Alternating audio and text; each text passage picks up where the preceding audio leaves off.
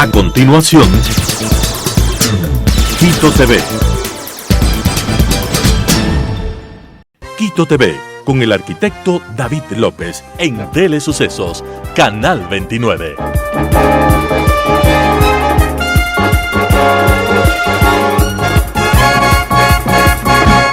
¿Qué tal, amigos? Bienvenidos a Quito TV, el espacio de la ciudad a través de Telesucesos y sus distintas frecuencias, canal 29 y 29.1, señal abierta, 73, Extreme TV Cable, 43, Claro TV, canal 6, Cable Unión, Alfa TV, canal 44, CB Televisión en el Cantón Mejía, en la ciudad de Machachi, y también nos pueden seguir en streaming desde cualquier parte del mundo entrando a www.telesucesos.net, ahí está la opción de en vivo y nos pueden seguir, como lo dije, desde cualquier parte del mundo. Al igual, luego de esta entrevista he subido el video también a YouTube en Telesucesos HD. Tenemos el día de hoy la presencia de Gustavo Ich, él es consultor político, experto en comunicación electoral y de gobierno, docente de la Universidad Andina Simón Bolívar, es articulista de lo que es Plan B, este portal digital también, así que ¿quién más que él como para analizar qué es lo que ha venido sucediendo en estos últimos días a raíz de estas elecciones anticipadas que se dieron en primera vuelta y también para el caso de asambleístas nacionales, provinciales y del exterior el pasado 20 de agosto? Doctor, ¿cómo está? Buen día, bienvenido. Buenos días, muchísimas gracias por la invitación, David. Un saludo muy cordial a toda la audiencia de Telesucesos. Bueno, usted es un experto dentro de lo que es de comunicación electoral y de política. ¿Cómo entender este fenómeno que se dio en los últimos días, básicamente con un crecimiento exponencial, una progresión, diría, incluso geométrica de la candidatura de Daniel Noboa, que logra llegar a la segunda vuelta en esta contienda electoral en las elecciones del pasado 20 de agosto? Bueno, hay algunos factores que se conjuntan para que este hecho haya sucedido. Primero, el vacío de poder y sobre todo el vacío de liderazgo político que acusó el país durante los 2 últimos años y medio. Eso es un tema sumamente grave porque cuando una comunidad, cuando una sociedad elige sus representantes políticos, espera que esos representantes le den un norte en todos los aspectos, es decir, una hoja de ruta sobre la economía, sobre la inversión, una hoja de ruta sobre los temas de salud, de empleo, y no se diga el más preocupante en las actuales circunstancias, que era el tema de seguridad y violencia. Es evidente ya la presencia de cárteles del narcotráfico internacional que están volviendo a la nuestra una narcodemocracia y una gestión, una presencia absolutamente deleznable de políticos mafiosos. Ese es un aspecto, porque la ciudadanía en su conjunto se siente totalmente confundida, sin un camino a seguir, pierde el respeto a todas las instituciones, como se puede constatar en la mayoría de encuestas y estudios de opinión serios que han circulado en los últimos tiempos, y al no tener ningún respeto ni credibilidad a las instituciones por parte de la ciudadanía, ese vacío de liderazgo se convierte también en un vacío institucional. En esas condiciones, la presencia de Lasso, calificado por algunos estudios igualmente como el peor presidente de la historia por el 88% de ecuatorianos, le imprime a esta campaña electoral, que es inusual por muchos aspectos, una característica especial.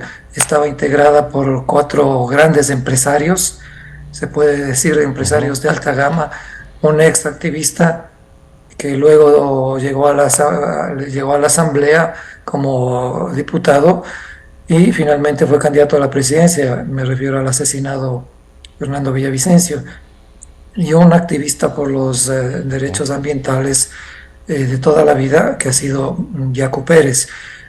Cuando uno empezó a hacer investigación, no la típica encuesta de si es el día de hoy por quién votaría, esa es una encuesta que no sirve porque es un estudio de opinión que el día siguiente o la semana siguiente ya ha cambiado notablemente dependiendo de lo que hacen los actores. Siempre Daniel Noboa aparecía en los últimos lugares, como que no tuviese intención de voto. Lo que ocurre ahí es una serie de circunstancias que marcan ese ascenso vertiginoso en las últimas semanas de Daniel Noboa. Primero, tiene una capacidad enorme y una estrategia política muy bien planteada en términos del uso de las redes sociales. Planteamos una hipótesis con mi equipo de trabajo y prácticamente la comprobamos, pese a que fue muy rápido el tiempo del que disponíamos. La mayoría de personas de 50 años en adelante no habían recibido mensajes en redes de Daniel Noboa. Pero en cambio, la población de 20, 22, 25 hasta los 45 años recibían mensajes claros, concisos, absolutamente direccionados. Daniel Noboa nunca estuvo haciendo payasería en TikTok, como mal entendieron los políticos que se puede utilizar esa plataforma, y hablaba con los jóvenes a los que consideraba sus iguales, y los jóvenes lo identificaron así. Daniel Noboa tiene 35 años, pero tiene una formación académica de primer nivel en algunas áreas. Entonces, temas que nunca se plantearon en la campaña electoral, que nunca estuvieron en las redes de los candidatos, que nunca estuvieron en sus recorridos por territorio, estaban planteados, presentes y de una manera muy sólida por Daniel Noboa. Me refiero solo a uno, por poner un ejemplo, el tema de la economía violeta, que es algo relacionado con la producción, la cadena de producción que puede establecerse entre pequeños artesanos, pequeños comerciantes, pequeños emprendedores, los cuales crean una cadena de solidaridad que finalmente termina transformándose en un clúster virtuoso en materia económica. Eso mucha gente no lo sabe, pero generaciones de 30, 40 años lo manejan perfectamente, y hay algunas iniciativas alrededor de eso. En definitiva, en primer lugar hay que destacar esa estrategia, ¿no? En segundo lugar, se producen hechos lamentables que patean el tablero electoral en medio de la falta de liderazgo a la que me refería al principio. Me refiero al asesinato del alcalde de Loja y al asesinato del candidato presidencial Fernando Villavicencio. El alcalde de Manta, ¿no? Del alcalde de Manta. ¿Sí? Del alcalde de Manta primero. Ya, correcto. Sí, Agustín Intriago. Dijo Loja. Y luego el asesinato de Fernando Villavicencio, faltando como 10 días para las votaciones. Eso patea el tablero electoral. Ninguno de los otros candidatos había convencido a la mayoría del electorado con ninguna de sus presentaciones o sus ofertas de campaña. Se produce el debate electoral, en el cual los más afectados son la candidata del correísmo, Luisa González, y Otto Sonnenhosmer, que curiosamente siempre aparecía como el segundo en la intención de voto. O sea, ese es un tema que hay que, no quisiera utilizar la palabra investigar, pero hay que reflexionar mucho en eso, porque eventualmente el rol de algunas encuestadoras en este o en otros países es el de posicionar a propósito a ciertas figuras, de alinearse con ciertas figuras y manejar el tema de la investigación de una manera que justifica esa ubicación por parte de algunos candidatos en este caso. Yo dudo mucho que durante todo el proceso, o la gran mayoría del proceso, eso haya sido verdad, es decir, que Otto haya ocupado el segundo lugar casi permanentemente detrás de la candidata González. No lo descarto, pero tengo muchas dudas. En todo caso, son a los que más mal les va en el debate, salvo el candidato Armijos, que se convirtió en un meme para la historia.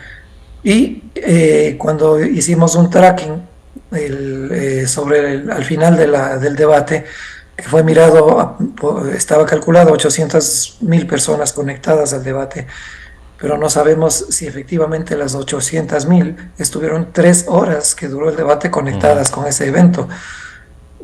Al hacer el tracking, el 30% dijo que había ganado el debate Daniel Noboa, un perfecto desconocido hasta ese entonces para muchos ciudadanos, y que en segundo lugar había quedado Jan Topic. Cuando al día siguiente continuamos con el tracking, habíamos notado que Daniel Noboa había subido antes del asesinato de Fernando Villavicencio y de Intriago 4 puntos porcentuales. Con el asesinato de Villavicencio sube una cantidad similar. Después del candidato sigue subiendo. Y es tan sorpresivo el hecho que muchas encuestadoras se negaron a publicar los resultados que tenían porque pensaron que estaban cometiendo un error, pero se asumía en territorio entre la ciudadanía, había el rumor de que Noboa, que había sido muy destacado en el debate, estaba subiendo muy rápido y que podía ser una buena opción. El día sábado, víspera de las elecciones, el 52% de los ecuatorianos no sabían por quién votar. Indecisión Entonces, todavía. muchos se decidieron, claro, los votos de los indecisos, de los votos de los blancos, votos blandos y de los votos de los indecisos, se decantaron camino a la urna electoral, donde el rumor se amplificó. La estrategia en redes de Daniel Noboa logró, además, que aparte de que esa reacción espontánea de los ciudadanos que vieron en él uno de los candidatos que no insultaba, que no agredía durante toda la campaña y menos en ese evento, que daba respuestas concretas, muy, muy sensatas a las preguntas que se le formulaban, empezó a convertirse como una opción, creció del rumor a la certeza prácticamente en muchos electores, y ante el descalabro que en el debate tuvieron los otros contendientes, la ausencia de Villavicencio, esos votos obviamente nunca se iban a ir del lado de González. Muchos de esos votos migraron a Daniel Noboa y tenemos los resultados que tenemos al día de hoy. Migraron muchos de esos votos precisamente a Noboa porque no podían migrar a Topic, porque incluso en los últimos días Fernando Villavicencio, antes de su asesinato, había puesto denuncias respecto a lo que es Jan Topic, a la empresa que era de él, pero que se dio a último momento incluso las acciones de él y del papá de Tomislav Topic. Entonces esos votos, que son voto duro también de Fernando Villavicencio, precisamente terminó yéndose hacia la candidatura de Noboa, muchos de esos votos, porque además no existía la certeza hasta el día domingo 20 de agosto. Mucha gente decía, o sea, si está o no está en la papeleta Fernando Villavicencio, si es que gana, ¿entrará Zurita o no entrará Zurita? O sea, además había esa incertidumbre, claro, y tampoco pudieron hacer campaña en los últimos días. Claro, y esas denuncias que se iban a presentar en el debate por parte del candidato asesinado ya se conocían, no son nuevas, ya se habían presentado a los organismos de investigación correspondientes desde hace bastante tiempo, en tiempos de Glass mismo, porque se supone que ahí hubo una gestión irregular en la que se conjuntaron estos dos personajes, el padre del candidato y Jorge Glass. Entonces la denuncia ya existía, pero en un país que tiene escándalos día tras día, la memoria se vuelve frágil frente a algunas situaciones. Y una cosa era tenerle a Jan Topic fuera de todo este barullo electoral, y otra cosa es tenerlo como candidato, porque una de las estrategias que se utilizan en campaña son las estrategias de ataque a los candidatos que van cerca de uno, para lograr romper esa suerte de hegemonía y hacer que o bien pasen al candidato que está haciendo las denuncias, que tiene la estrategia más agresiva, o bien se dispersen en función de otras candidaturas, pero que finalmente fortalezcan las del denunciante. Por otro lado, Topic tuvo un enfrentamiento la última semana con Rafael Correa, que fue muy fuerte. Y uno de los temas que más disgustan al sector de los jóvenes, que es el sector mayoritario, numéricamente hablando, para los eventos electorales en este país, hoy por hoy, que es el de los jóvenes precisamente, está harto de la vieja política, está harto de los viejos políticos y de los estilos que se manejan de atacarse unos a otros y de ofrecer cosas que no se van a cumplir.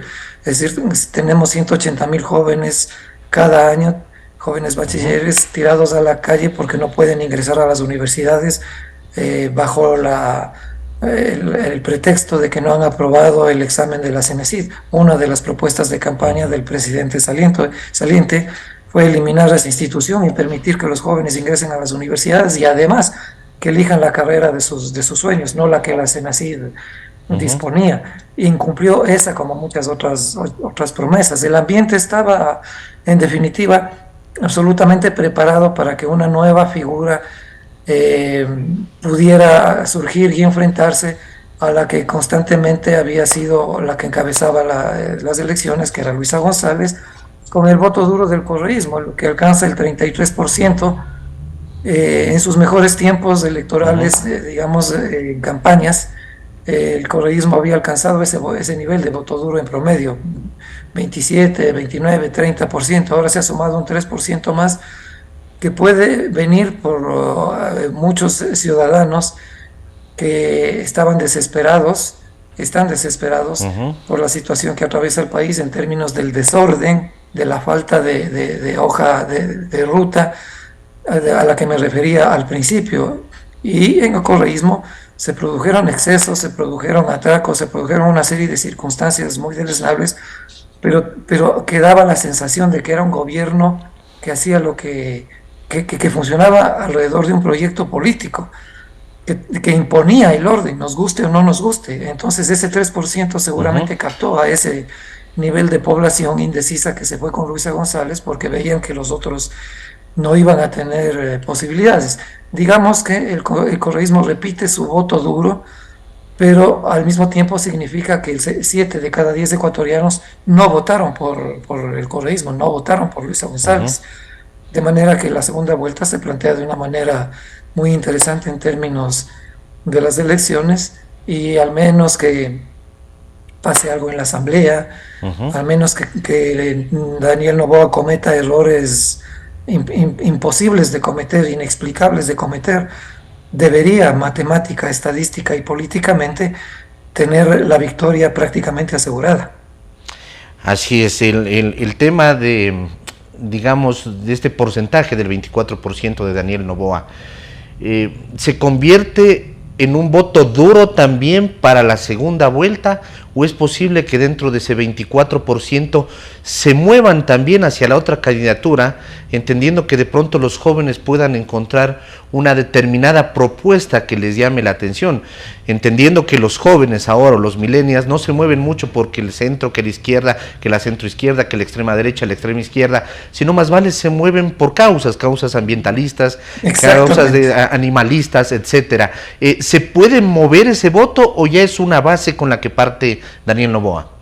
Yo creería que es una base bastante sólida, que no hay opciones de migración hacia una candidata que más que candidata era como una especie de locutora que repetía todas las disposiciones, los enunciados que venían desde Bélgica, además abiertamente, porque abría las redes sociales del expresidente, y ahí los dos reunidos, y ella misma aceptaba que su principal asesor será el expresidente, y todo el discurso giró alrededor del pasado. Los jóvenes van sobre lo nuevo, no quieren repetir un pasado al que no les ha dado oportunidades, que les ha negado las oportunidades que ellos han buscado. Y por jóvenes debemos entender no solamente a los chicos cuyo voto es facultativo. Entre los jóvenes hay gente muy informada, como usted bien dice, hay gente que se junta, se une alrededor de ciertas causas, y estas causas no son representadas por el correísmo. El correísmo nunca se ha preocupado del medio ambiente, al punto que en el mandato de Correa inició la explotación de petróleo en el Yasuní, y ese es un tema que se perdió en la consulta, y ahora hipócritamente quieren decir que ellos han estado a favor de la consulta popular, cuando fueron los que dieron paso a la explotación petrolera en el Yasuní, sabiendo que es una riqueza que le pertenece, un patrimonio de la humanidad, dada la diversidad, la biodiversidad existente allí. Los jóvenes deben entenderse en distintos fragmentos que forman los clústeres, es decir, hay jóvenes de 16 que tienen voto facultativo hasta los 18 años, de 18 años hasta los 25, de los 25 a los 35 y de los 35 a los 45. En cada uno de esos clústeres o segmentos hay causas las causas del empleo o del desempleo, las causas de la inseguridad, las causas de la migración, las causas de vivir en un país que no les da oportunidades y ven a sus padres y ellos mismos trabajando en lo que se les ocurre, porque tienen que ganarse la vida de alguna forma, y sus estudios logrados a fuerza de sacrificio por parte de sus padres y de ellos mismos no les han reportado ningún tipo de beneficio. Los animalistas, ahí no hay ninguna intervención, nunca ha habido ningún pronunciamiento efectivo de los correístas, salvo la consulta que se hizo en Quito cuando Barrera era alcalde, y preguntó si queríamos seguir con las peleas de toro, de gallos, o con las corridas de toros, en medio de una consulta que era mucho más importante, ¿no? Donde esos temas cayeron en medio de un sí que triunfó en esa ocasión con 1 o 2% de diferencia sobre los que se pronunciaron por el no. El correísmo es la organización más conservadora que existe en el Ecuador, son más conservadores que los propios socialcristianos, sino hay que mirar la posición de Luisa González en la Asamblea respecto al tema del aborto voluntario en el caso de las mujeres, y sobre todo en casos de violación o de agresión. Ella votó en contra de esa ley y se opuso fehacientemente, fuertemente. Más que izquierdista, parecía vocera del Opus Dei. También votó en contra de una reforma importantísima que se planteaba alrededor del seguro social, el cual está a punto de quebrar.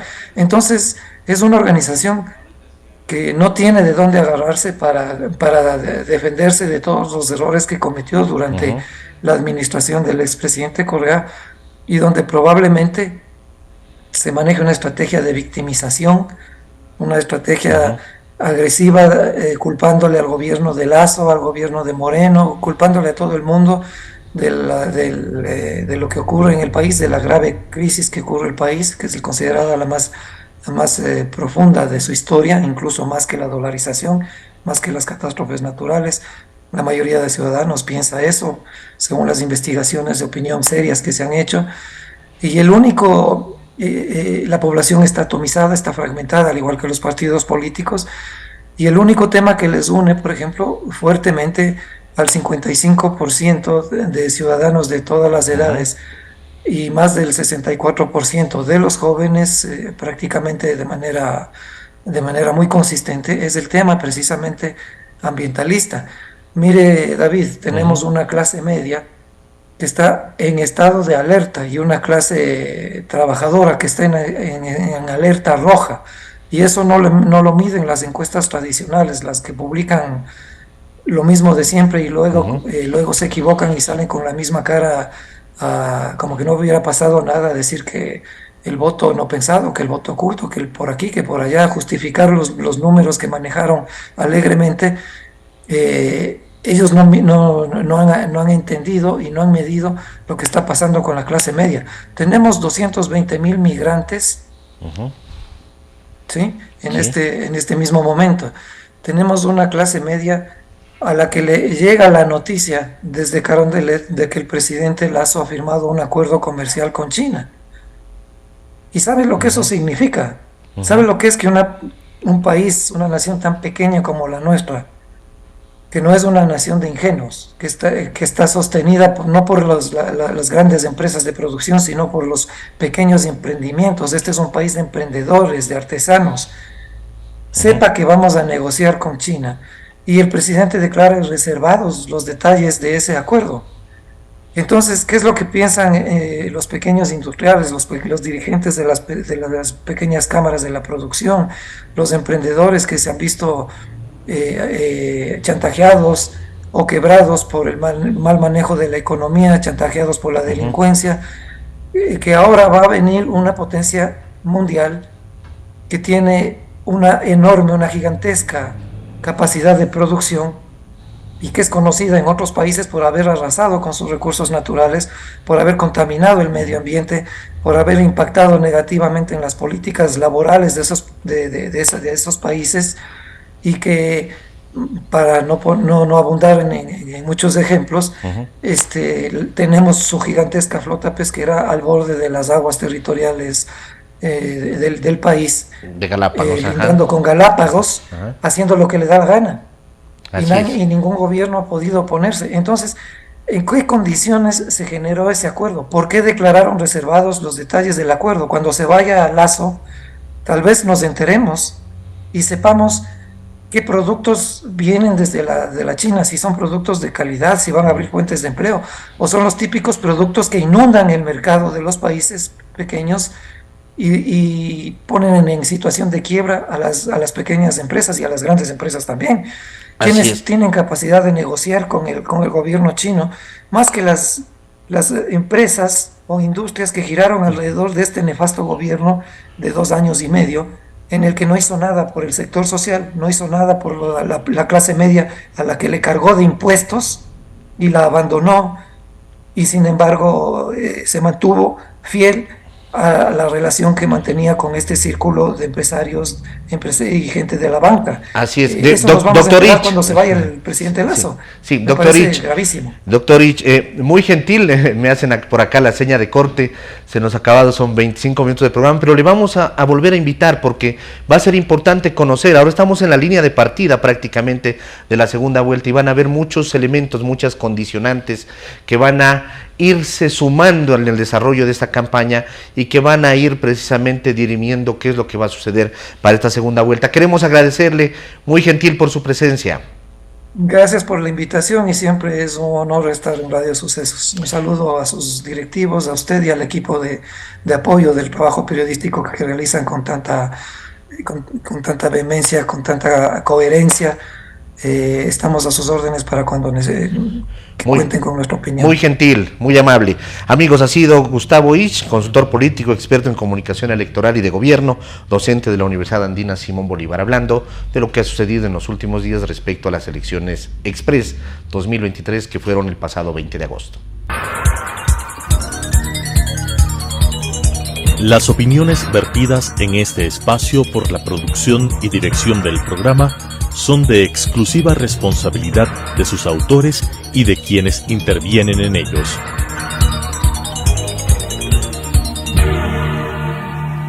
Quito TV, con el arquitecto David López, en Telesucesos, Canal 29.